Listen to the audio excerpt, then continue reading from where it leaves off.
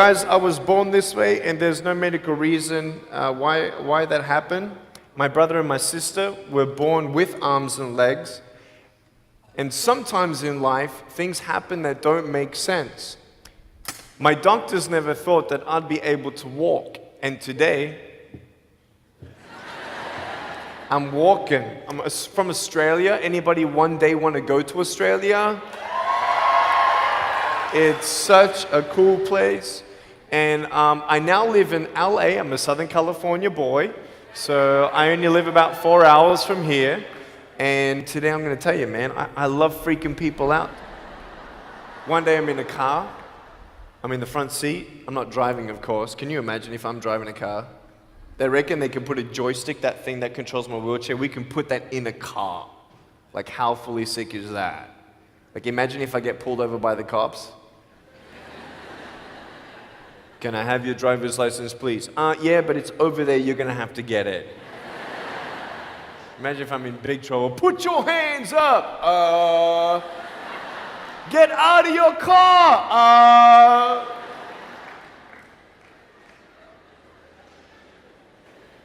So I'm in the front passenger seat. We're at the traffic lights, and this car comes up next to us, and this girl's looking at me.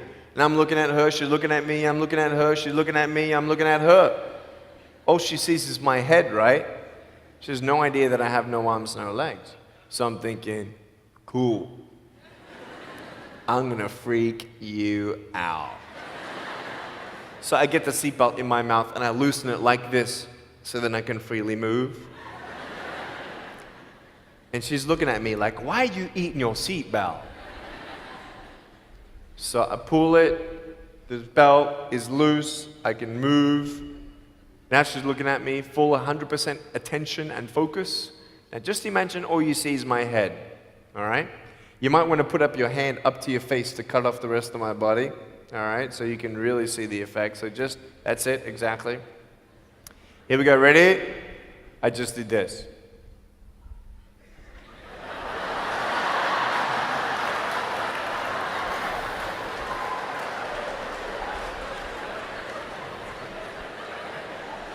And her face, man, she was like, she nearly ran the red light, man. It was so good. My parents always said, Nick, you don't know what you can achieve until you try it. And the doctors looked at me and said, he's not going to walk, he's not going to go to school, he's not going to do anything in his life. And then my parents, they just loved me like crazy and said, you got to try. Try this, try that, try this, try that. And I'm thinking sometimes like, Mom and Dad, you're crazy, man. I have no arms, no legs. How would I ever be able to do this or do that? But they encouraged me and they loved me. And as human beings, we're waiting for stuff like that. We all want love. Everybody say, love. Very good. We all want love. And, I went to school and I wanted to be cool, You go to school and you want to be accepted, And so you see these guys and you're like, oh, man, everyone swears like every third sentence, F this and F that and F and this and F. Like what? Like they think they're cool, And so I'm thinking, man, maybe I need to be like them to be cool. And then you compare each other with how we look, and I wish I was smarter, I wish I was taller, I wish I was shorter, I wish I was more popular, I wish I did this, I wish I didn't have that. I wish my life was different. That was me when I was about 8 years old. I looked at myself and I looked at everybody else, and everyone else had more than me. And I'm asking, why? Why me? Have you ever asked the why me questions, but get nowhere? If I had no answers from the doctors, and if I had no answers from my parents, I still have a choice every day in my life to keep going or give up. You see this book up here? This is my favorite book in the whole wide world. This is my favorite book, the Bible. And here I am.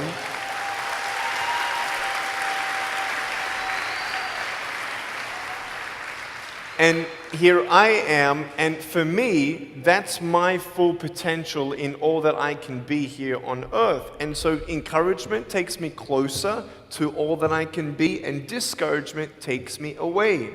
You see, it only takes 3 seconds for someone to tease me when I was at school and just say, you're ugly. Yeah, you can't do this and you can't do that. And some of you thinking like, man, seriously?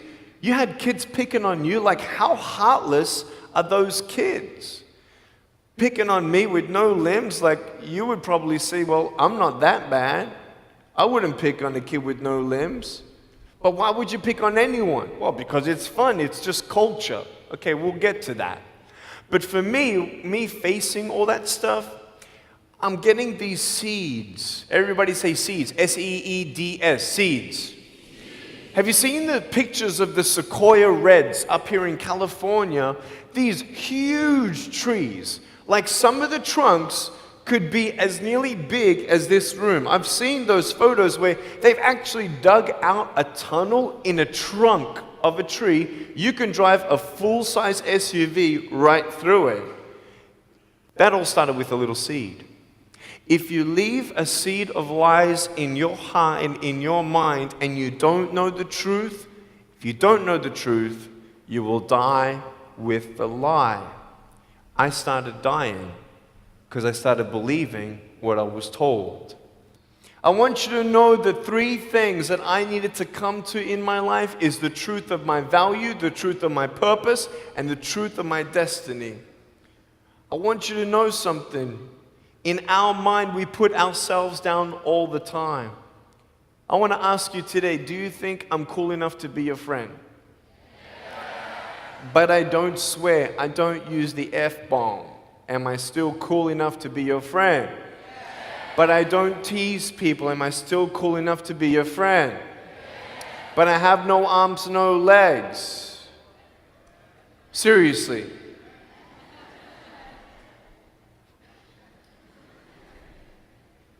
You would be my friend even though I have no arms, no legs. So you're telling me it actually doesn't matter, right? If it actually doesn't matter for how we look, then why do we tease each other for how we look if it actually doesn't matter? Why is it that we look ourselves in the mirror and we see ourselves, well, we're having fun. Oh yeah, man, we're just part of culture, man. There were 12 people one day teased me, taking me away from my hope. 12, 11, 10, 9, 8, 7, 6, 5, 4, 3, 2, 1.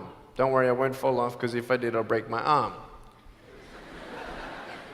But 12 people teased me one day, and I can put a pretty brave face on,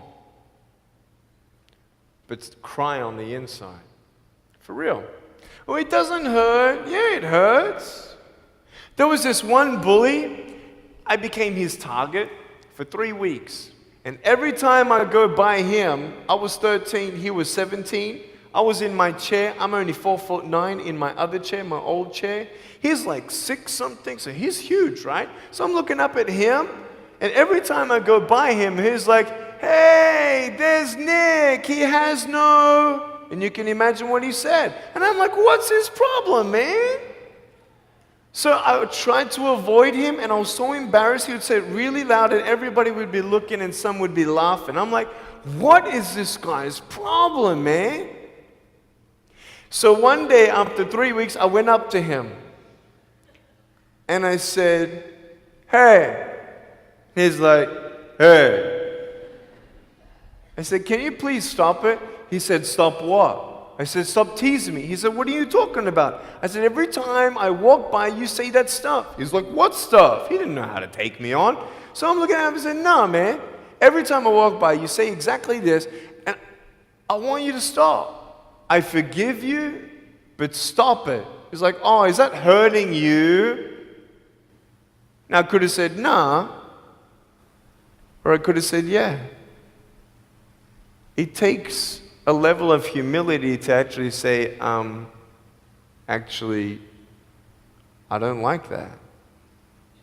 It's killing me. And I said, yeah, it's hurting me. He said, all right, I'm sorry, man. I was just, playing around. He said, give me a hug. He said, what? I said, give me a hug. He was like, all right. So I gave him a hug. I'm a hugging machine. We made the Guinness Book of World Records. 1,749 hugs in 1 year. We did it last year. My arms fell off, all right?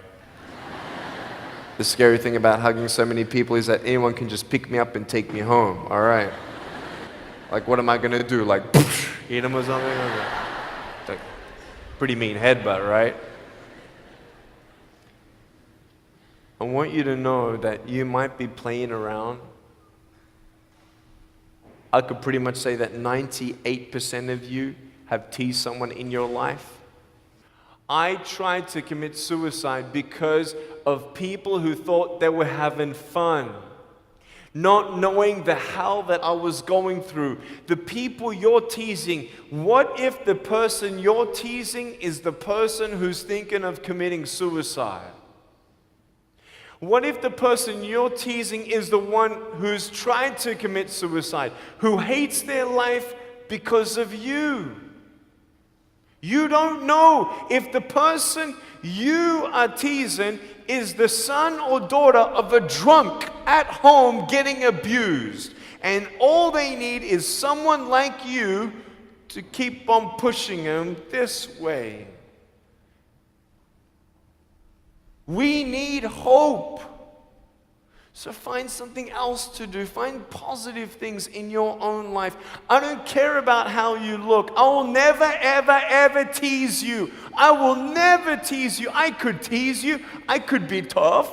People thinking that bullying is tough. It ain't tough. My wheelchair, this is tough. This thing, man. I'll tell you something. You ready? This wheelchair. This thing's so tough. When my friend built this for me, he said, you're gonna love it. I said, what, does it go fast?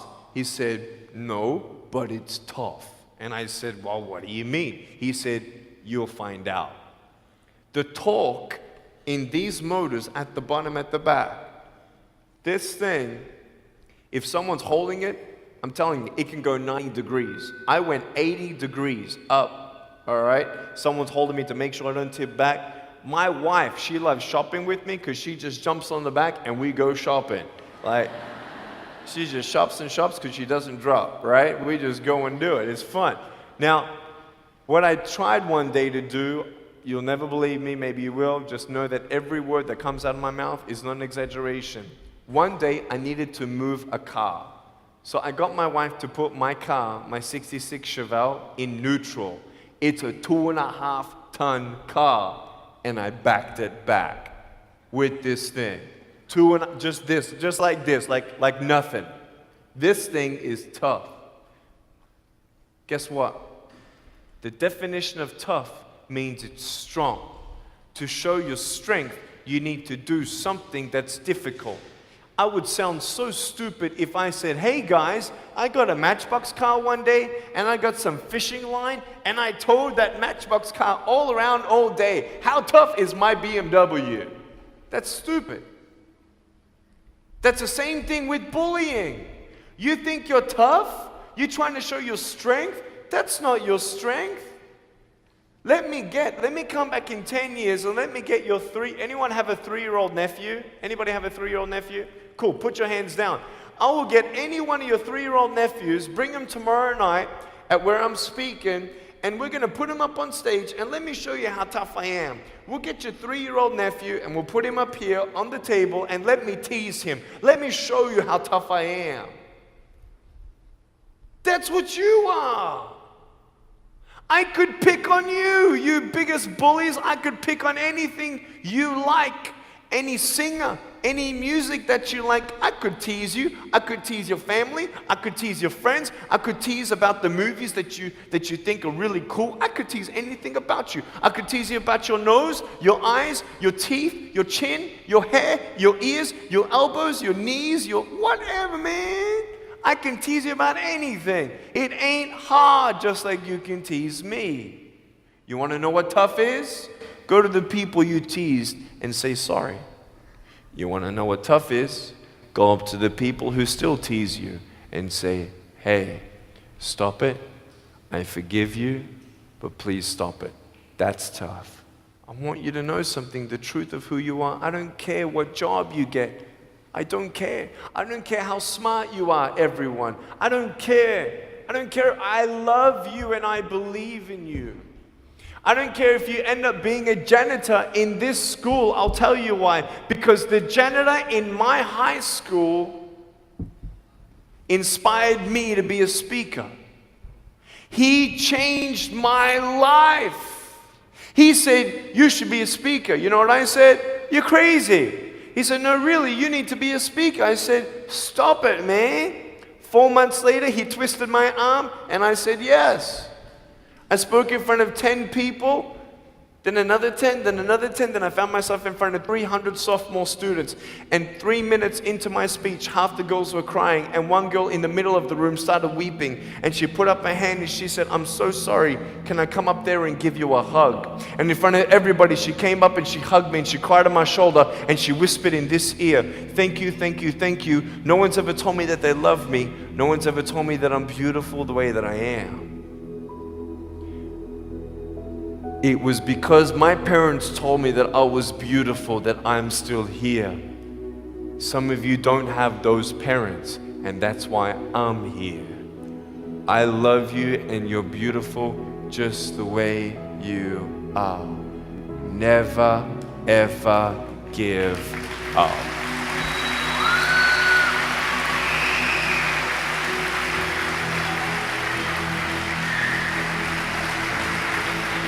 How many schools do you think that I spoke to actually stopped bullying altogether? Okay. Whoever said one, you were correct.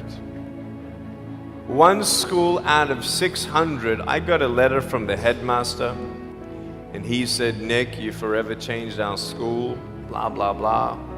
We haven't seen any bullies pick on anybody for 8 months straight. We don't know what happened, but in the best words that I can describe, there's just a new thought in the air that it just ain't cool anymore. It just ain't cool. I want to ask you, what are you going to do? Are you going to continue on at the risk of knowing that in each section, this section right here, 5 people already trying to commit suicide? That section there, 5 people. When you extrapolate it out, what if the person you're teasing is one of those and you have no idea?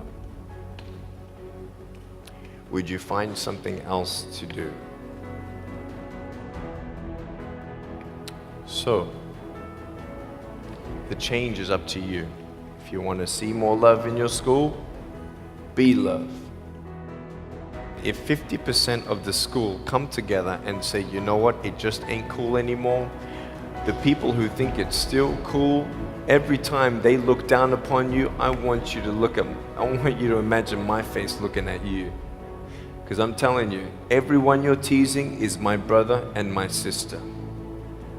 And you're my brother and you're my sister. And I'm asking you to stop. Love yourself a bit more. Love each other a lot more.